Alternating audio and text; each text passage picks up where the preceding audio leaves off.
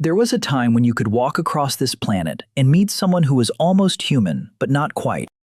50,000 years ago, moving through a valley at dusk, you'd find people around a fire who were shorter than you, built like wrestlers, with heavy brows shadowing their eyes. Keep walking far enough, and somewhere in the mountains of Asia, there's a group so different from anything you've seen that later generations would barely find a trace they existed at all. And on a remote island, cut off from everyone, there are people barely reaching your waist, living among animals found nowhere else on Earth. This was not fantasy. This was an ordinary Tuesday for most of human history. We were never the only kind of human walking this planet. Now we are, and something happened to every single one of the others. Let's start with the ones who lasted the longest, because their story should honestly make you nervous. Nearly 2 million years ago, a small group stood on a riverbank in Africa, watching the horizon, and decided to walk toward it, into land no human had ever set foot on before. That was Homo erectus, and they didn't just imagine that journey, they lived it, spreading out of Africa and across Asia, surviving in places their bodies were never built for, learning new rivers, new predators, new plants that could kill or feed them. They built one style of stone tool and kept using it, generation after generation after generation, for nearly 2 million years. Stretch their entire existence across a single 24-hour day, and our whole recorded human history, every pyramid, every war, every book ever written, fits into the final 20 seconds before midnight. They weren't a footnote before us.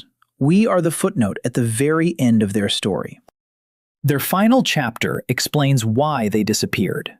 During the Ice Age, so much of the planet's water was locked into glaciers that sea levels dropped by over 100 meters. Java, where their last populations lived, wasn't always an island. For long stretches of time, it was connected to the Asian mainland by a wide corridor of dry land, a bridge Homo erectus walked across without ever touching a boat. Then the climate shifted again. Ice melted, water rose, inch by inch, decade after decade, so gradually that no single generation would have noticed it happening. The corridor narrowed, then vanished beneath the sea, and the population living on that side was cut off, permanently, from everyone else of their kind. Not by choice, geography simply rearranged itself underneath them. From that point on, the island was their entire world, its forests thinning a little more each dry season, its prey growing scarcer as the ecosystem struggled to keep up, no boats to carry them back, no new territory beyond the tree line. Not a war, not a single disaster, just a slow tightening of options across generations, until there weren't any left. And one day, quietly, on an island they never chose to be trapped on, the longest-running human story on Earth simply stopped. Now a different scene. A cave somewhere in Ice Age Europe, wind screaming outside, a fire barely holding back the cold. Inside, a family that looks nothing like the storybook version you've been taught. Broad-shouldered, thick-boned, faces built with wide noses to warm, freezing air before it ever reaches the lungs. These are Neanderthals, and forget the caveman cartoon in your head, because these people hunted animals bigger and more dangerous than anything you'd approach with a modern rifle, let alone a spear.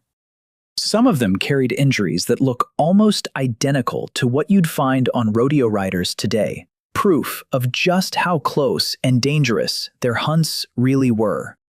They kept fire alive through winters that would kill you in hours. They buried their dead with care, which means somewhere in that firelight there was grief, real grief, tens of thousands of generations before anyone wrote a word about loss. Two groups, not so far apart, both trying to survive the same brutal winter. One is Neanderthal, small in number, spread thin across the landscape, increasingly cut off from other groups like them. The other is us, arriving into their world around 45,000 years ago, but arriving connected, carrying ideas and tools that had already traveled hundreds of miles from wherever they were first discovered. Both face the same freezing nights, the same disappearing herds, the same unstable climate flipping between ice and thaw. But only one of them has somewhere else to turn when things go wrong. Slowly, over thousands of years, not through some final dramatic battle, The Neanderthal fires go out, one small isolated group at a time, until there's no one left to light them again.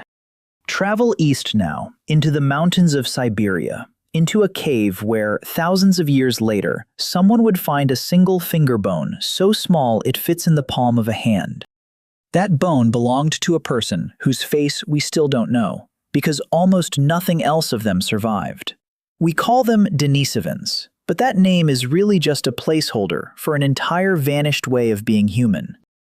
On the Tibetan plateau, their bodies quietly solved a problem modern mountain climbers still struggle with today, breathing thin air that would leave most people gasping.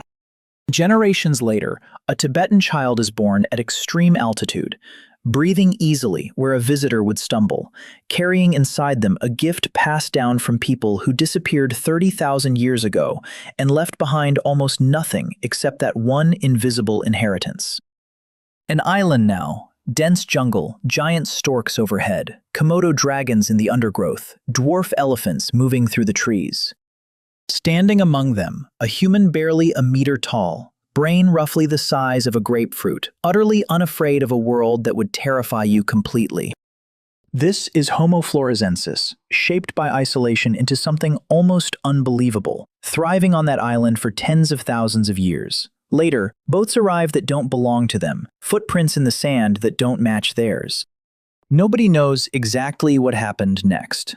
On an island, you don't need a catastrophe. A vanishing water source, a disappearing prey animal, one new competitor arriving at exactly the wrong moment, and an entire species can run out of time without a single dramatic ending. Look at all four of these vanished worlds side by side. Different bodies, different climates, different survival strategies, and yet the same quiet pattern keeps repeating. Small, isolated groups, a shifting climate nobody could control, and eventually, not enough people left to recover from the next hard season. Meanwhile, one species kept doing something different. We built pathways between groups so that something learned in one valley could reach another valley before disaster struck there too.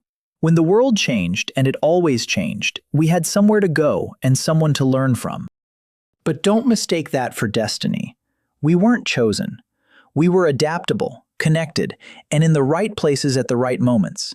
And that combination was enough, this time. Every other kind of human eventually ran out of room, or luck, or time. We are not standing at the top of some ladder. We are the last living branch of a family tree that used to be crowded with company, and if their disappearance teaches us anything, it's this: surviving for a long time is never the same as surviving forever.